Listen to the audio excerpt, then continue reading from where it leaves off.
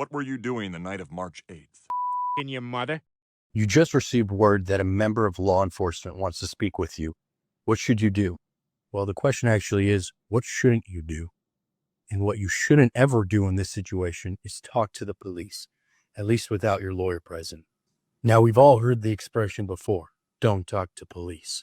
But what does that mean really? And how can this get you in trouble, even if you are completely innocent?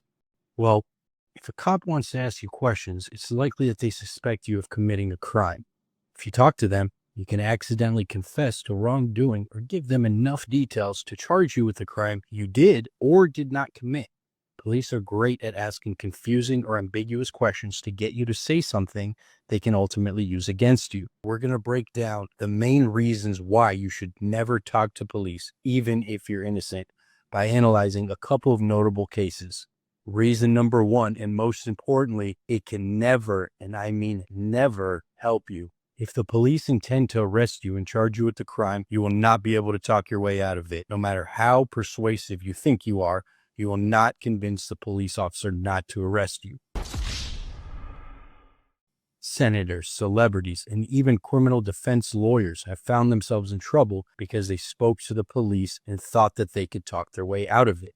Now, I can attest, no criminal defense lawyer has ever said, "Thank goodness my client decided to speak to the police without me." Even if you ultimately decide to speak to the police, it is better to make this decision after meeting with a lawyer to discuss what you will say and to have a lawyer present when you speak with the police. Statements that you make to the police will not be used to prove your innocence. They can only be used to prove you guilty. And without getting into the weeds of it, because of the way the rules of evidence are set out, even if you make a statement that is to your benefit, the prosecutor and the judge will not allow those statements into evidence at trial because they are hearsay. So only your inconsistent statements and statements that go against your interests will be admitted. Anything that you say that is beneficial to you will not be admitted. As we'll see here in the case of Michael Dixon, a naturally introverted man faced with an impossible scenario of attempting to prove his innocence when the detectives have already determined he's guilty. Sorry to keep you waiting, Michael. That's okay.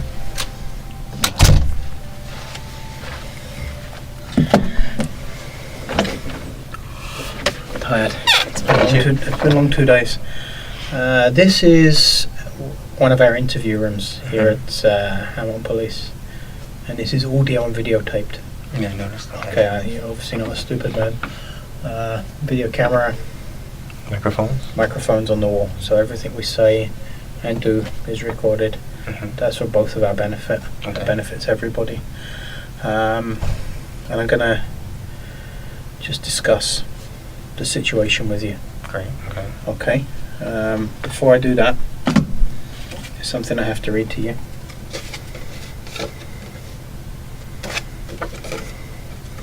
Okay, and that is that you're charged with break and enter. Mm-hmm. And that's what you're arrested for. And it's my duty to inform you that you have the right to retain and instruct counsel without delay. You have the right to telephone in private any lawyer that you wish. You have the right to free advice in private from a legal aid lawyer. If you are charged with an offence, you may apply to the Ontario Legal Aid Plan for legal assistance. The 1-800 number, 265-0451. It's a toll-free number that will put you in contact with a legal aid duty counsel lawyer for free legal advice right now. Michael, do you understand that what I've just told you? Yeah, and the person that you hooked me up with earlier, It's kind of out of sequence because you've already had that legal counsel. So But I have to give you this right, Okay. and it's best that I give it to you while it's all recorded. Do you wish to call a lawyer right now? No. Again, you already have. Yeah. You've spoken to a lawyer on telephone. Okay. And you're charged with break and enter. Do you wish to say anything in answer to the charge? You are not obliged to say anything unless you wish to do so, but whatever you do say may be given in evidence. Well, that's fine, because what I have to say is to plead my innocence, so I don't mind that being... Okay. Okay. Why we're here is because earlier tonight you were arrested for breaking into a jewelry store on John Street South.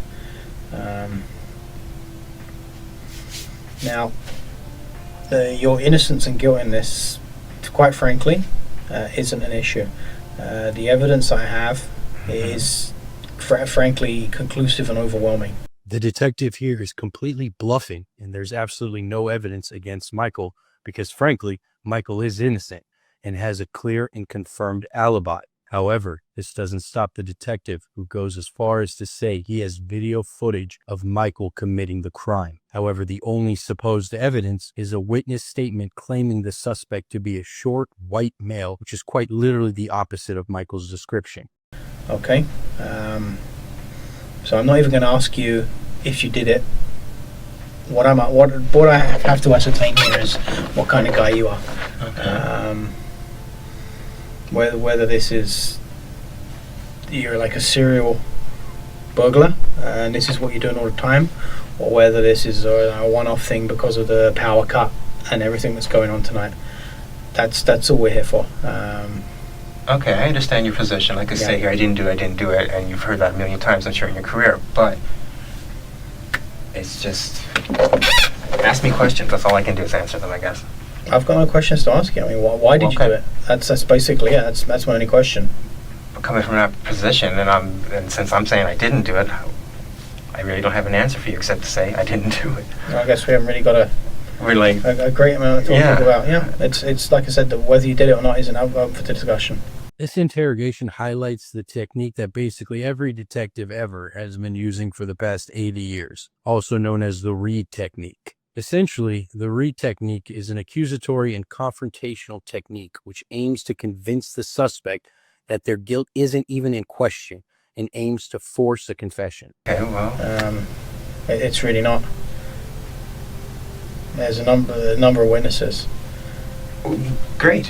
One of whom had a video camera. Perfect. Yeah. Okay then. Well, that's relieving. That's relieving, to be quite honest. Yeah. So view the video camera. I have. Okay. That's why your guilt isn't in issue here. That doesn't even make sense to me. After the detective's awful bluff about having video footage of the crime and Michael reacting with relief and joy, you would have thought that should have been the first indication to the detective that he may need to explore alternative suspects. Because if I'm on the video camera, that doesn't make sense. You have a video camera that shows me? Yeah. That doesn't make sense. It makes perfect sense to me. We'll have to, I guess, I have no choice but to get a lawyer then, if this is the kind of thing you're going to go through with me. This isn't going to go away. You're charged with breaking in. You will be charged tonight. That. Okay. You will be going to court in the morning, charged with breaking in with intent. Okay, that's what's going to happen right now. Can I ask you something? Okay, are you just making this up that you have a video camera so you see how I react? Because it goes that if you're saying, okay, hear me out for a second, please. If I am guilty, as you believe, because you have me on video camera, then okay, we'll go through the procedure. But I'm saying, I'm trying to call your bluff here, because since I know I didn't do it, there's no way I can be on the video camera. Well, like I say, it's not game of poker. Okay, well, I've got nothing to gain from that. I'm not trying to give you a hard time, right? You know what? I've got nothing to gain from that either way. Which is why I'm not asking you, did you do it? I'm not trying to catch you out. I've got nothing to gain from that. Actually, the detective has everything to gain from that, which only reaffirms our number one reason why you should never talk to police. It can never help you, even if you're innocent. And as we're about to see, Michael even goes as far as to literally draw out his alibi, yet the detective's unwavering tunnel vision persists. Want me to do it? You set up exhibits, you're probably more artistic than me. Why don't you maybe draw the layout of the streets, and maybe a dotted line that's your path. How's that? Sure. And another dotted line where the police officers come from. Okay, this is the tunnel, the bridge. Okay. And come at the bus station. So which way is north, towards the lake? North. Okay. And so I came here. The EMS truck or whatever ambulance it was there, went off, crossed here, and crossed here. That's it.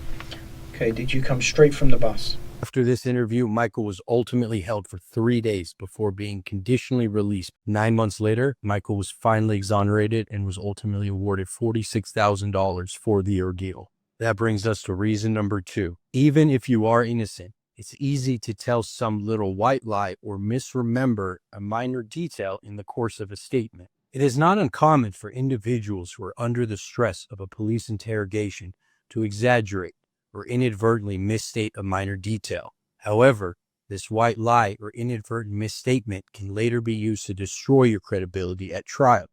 Where were you the night of the fire? I was at the movies. What did you see? No strings attached. How was it? Sucked. Okay, that checks out. Boy, that Ashton Kutcher sure was a cad in that movie, wasn't he? Yeah, totally. Wrong! He had a heart of gold. You're going down. This brings us to the interrogation of Justin Kendall, a man who's been falsely accused of robbery and assault by a woman named Candida Sandlin. Your typical he said, she said scenario, but Justin makes the critical mistake of voluntarily making a statement to the police. All right, so she's saying that I was there before. Is that what she's saying? She's saying she's seen my face before the break-in happened? Yeah. I didn't break in her house. I don't know who she is. I don't know what you're talking about. I don't know no girl named Candy. None of that shit, man. Why is she saying that you're... I don't know why she's saying she's... I don't know why. I don't know. Why is she picking your car out, too? Because if I was there, obviously she'd see me pull up in it, right? What were you doing there? I was not there. I don't know this girl Candy. The only Candy that I even heard of is this guy I know named Tim Stahl dates her. Okay. That's it. How do you know Tim Stoll? I grew up with the dude, man. I grew up with the dude. The last thing I heard about them two, she had him arrested for domestic violence. That's all I know about this girl Candy. I ain't never went in that girl's house, none of that shit. I didn't do that shit. You'll notice Justin inadvertently initially states that he does not know any girl named Candy, that immediately reveals he actually does know one woman named Candy who happens to be his accuser. It's then revealed that Justin knows Candy quite well. He's friends with her boyfriend, has been to their house, might have even slept with her, and he might have even stolen a PlayStation at some point before the alleged robbery. So you can see how one seemingly simple mistake under the pressure and stress of an interrogation can later be used to destroy Justin's credibility at trial. Well, the story doesn't end there. Alright. Between 6:30 and 7, she's saying she went back to get some clothes, get some stuff for her kids because they weren't going to stay at the apartment anymore. So she's doing that, she's getting in the shower, getting dressed, and then you come again, take a vanity mirror, and you hit her over the head with it, and you guys fight. And she got injuries.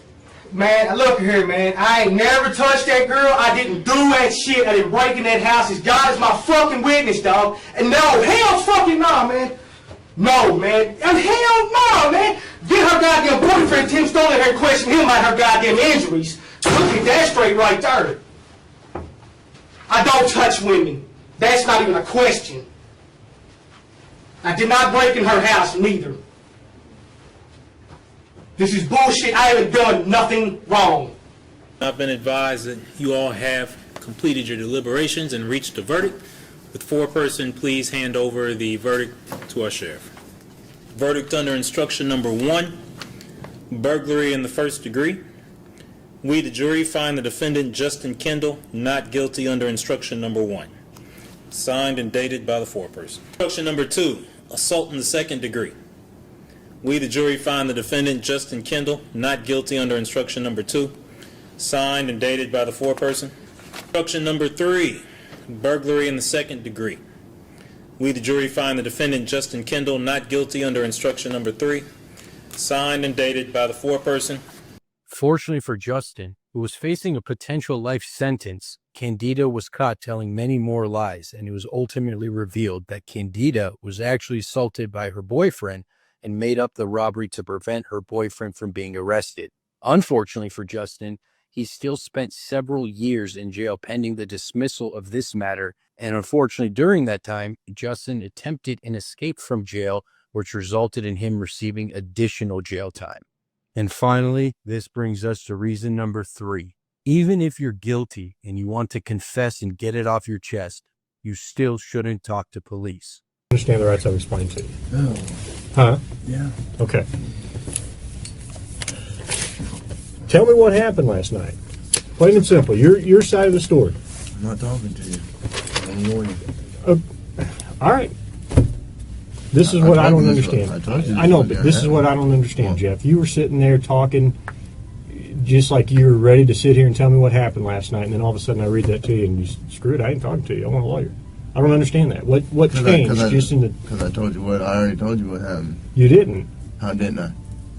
You didn't tell me what happened last night. How didn't I just tell you what... But now you've handcuffed me, and I can't talk to you because you've asked for an attorney. So, okay, that's fine. There's plenty of time to confess and admit guilt later.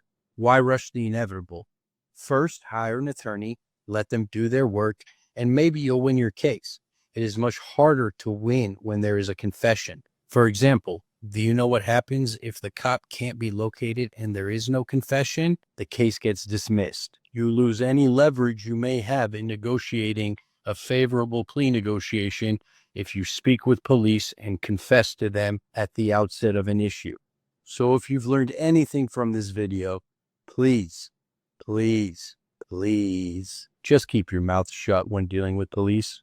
I'm done, man. Fuck this. I'm not even answering. All this shit that I just said is gonna be fucking written in the discovery now, right? What? You haven't said nothing.